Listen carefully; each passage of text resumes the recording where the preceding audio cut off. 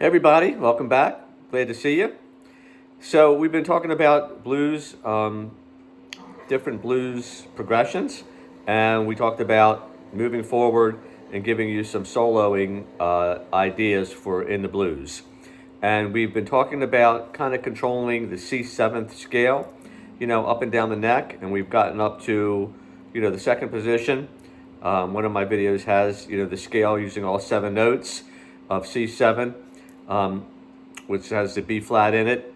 And why is that? Because if you know the C7 scale up and down the neck, then you're just like, a movement or two away from knowing all of the other scales that you could play by just adjusting a note here or there or 2 different notes. You got no C7th, you just have to change the B flat to a B, and all of a sudden you have a C major scale.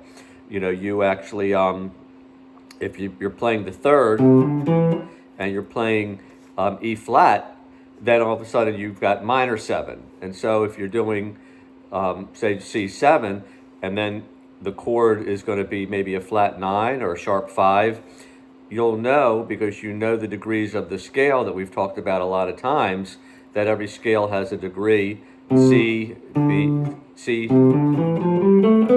So that goes 1, 2, 3, 4, 5, 6, 7, and then it starts over again. And a lot of these phrases that I'm going to show you are interchangeable.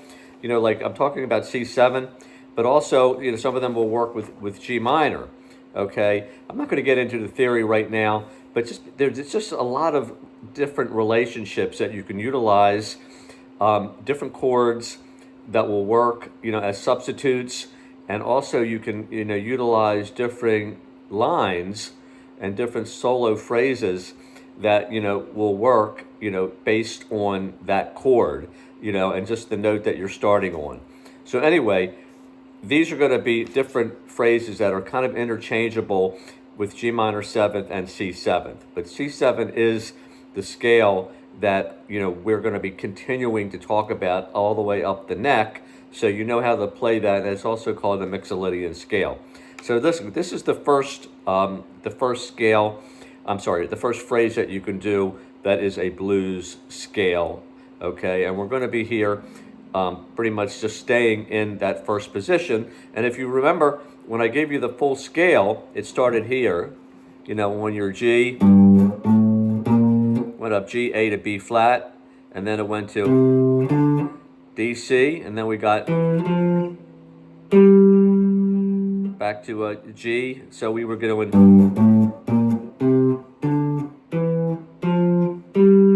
Now it looks like I'm doing a G, Dorian scale, but the C scale is in here. B flat, and then we start C again.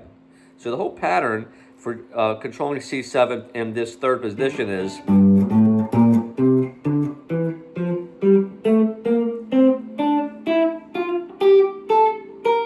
because you have C7 again here.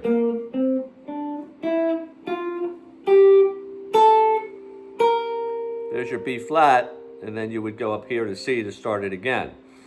So, I'm not trying to confuse you, just a little bit of review of when we talked about, getting out of the pentatonic rut and getting into C7 and that 7-note scale. So, here we go. The first phrase is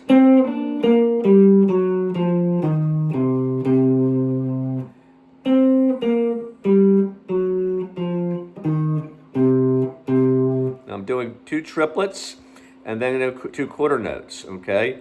Still trying to get some people that want to learn how to read, what that is all about, and we will have more lessons on that.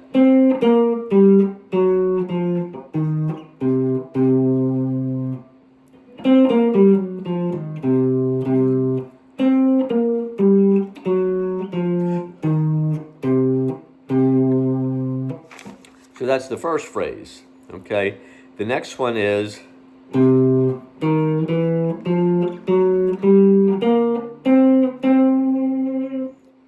okay. Now we can do it a couple ways getting that E flat. You could go here. I went down to the first fret, but you can do it like this.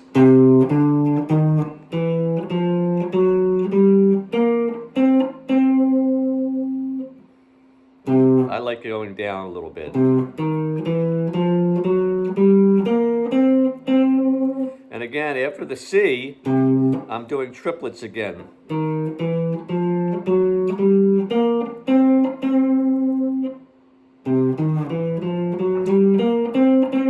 Now you can move these up to the 8th fret also, okay?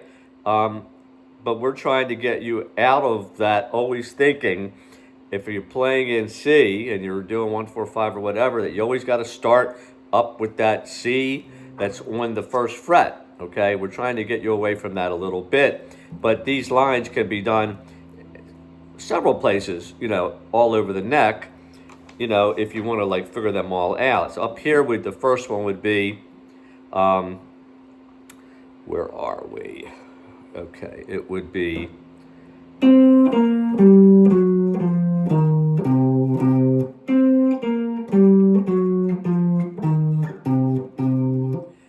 and the second one we did up here would be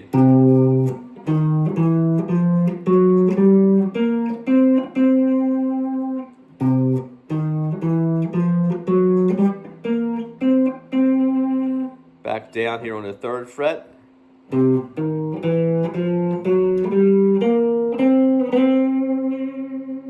Okay, again, here we go again, another one that could be G minor 7th or in C 7th.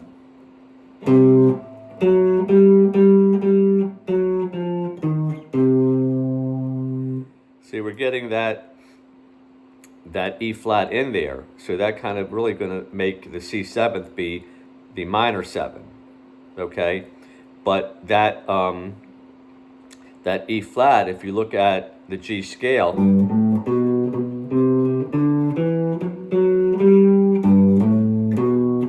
E is the 3rd, and because, you know, to flatten it, then you're going to get minor, correct?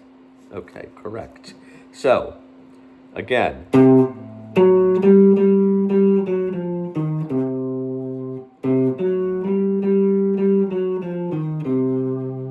or you can do it again up on the 8th fret, okay?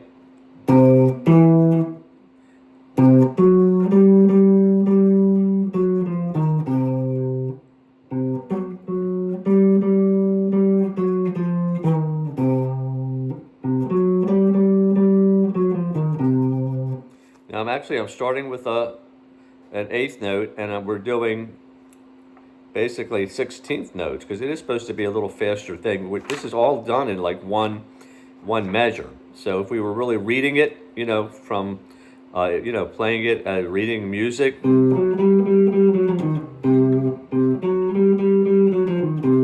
pretty quick. Number 4.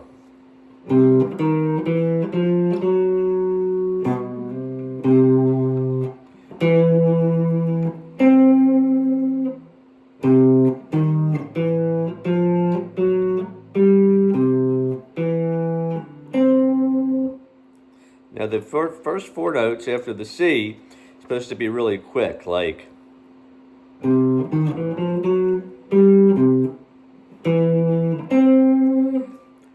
because then we're doing 4 basically 16th notes, and then we're doing quarter notes the rest of the way. And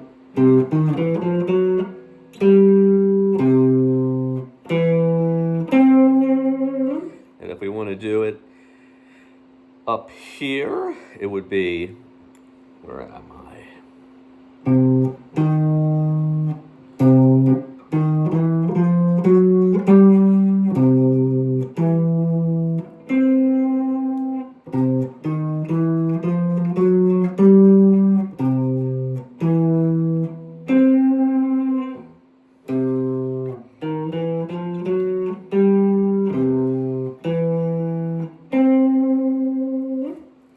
Okay, and we'll just do one more, okay? This is all triplets, okay?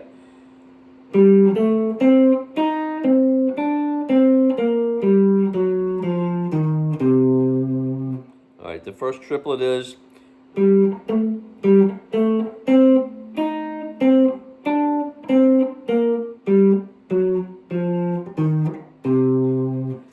I'm going to do it now. Maybe you won't see it as well, but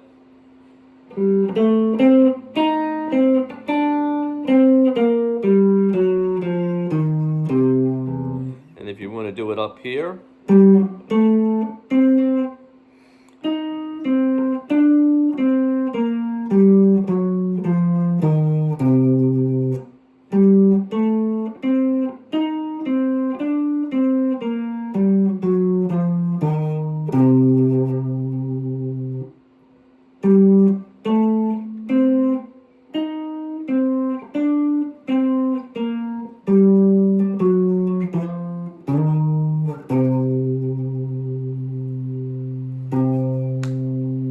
all right, so anyway, I hope you saw, it okay.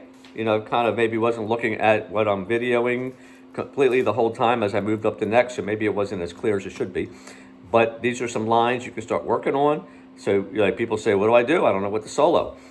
Here are some lines, just keep working on them, memorize them. Remember, they're mostly off of C7, but they can be utilized with G minor. But once you know them in this position on the 3rd fret, then you can move up to, say, D7 and do them, a whole step up or anywhere on the neck, okay? If you're thinking this is C7 and we're starting the notes here on the 3rd fret, you could go up here to G7 and do the same scales up here on the 10th fret. They'll work all over the neck. You can transpose them to any key, but we're going to start somewhere.